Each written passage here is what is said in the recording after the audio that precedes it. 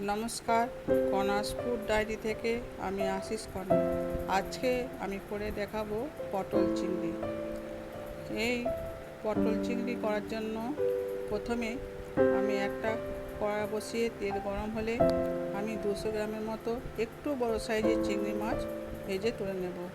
তারপর আমি 300 গ্রামের মতো পটল ডুমো করে কেটে রেখে সেটাও ভালো করে ভেজে তুলে নেব। তারপর আমি প্রায় 500 গ্রামের মতো আলু কেটে রেখেছিলাম, সেটা তেলের মধ্যে দিয়ে ভালোভাবে লাল লাল করে ভেজে নেব। তারপর কড়ার মধ্যে দুটো ছোটো এলাচ, একটা দারচিনি, দুটো তেজপাতা ও কিছুটা রসুন কুচি, কিছুটা পেঁয়াজ কুচি দিয়ে ভালোভাবে ভেজে নেব। তারপর এর মধ্যে দুটো মিডিয়াম সাইজের পেঁয়াজ বাটা দিয়ে দেবো এবং এই মশলাটা আস্তে আস্তে ভালোভাবে কষিয়ে নিতে হবে। এরপর একটা টমেটোর পেস্ট এর মধ্যে দিয়ে দেব এবং মশলাটা খুবই ভালোভাবে কষিয়ে নেব।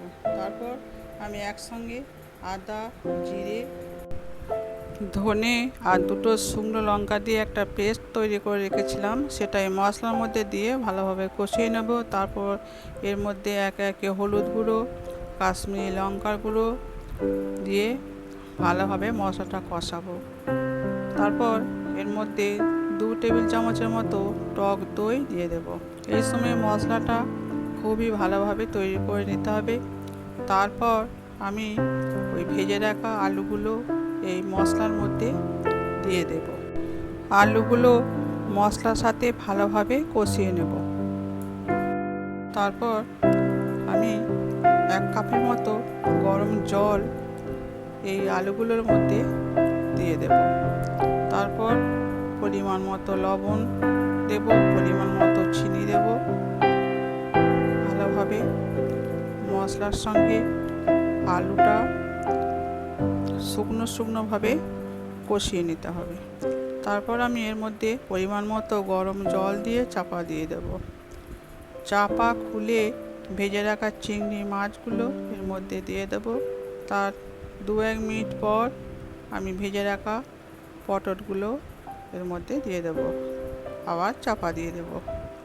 চাপা খুলে দেখুন আমার পটল চিংড়ি প্রায় রেডি হয়ে গেছে, জলটাও শুকিয়ে গেছে এবং সর্বশেষে আমি 1 চামচ ঘি দিয়ে এই রান্নাটা শেষ করব।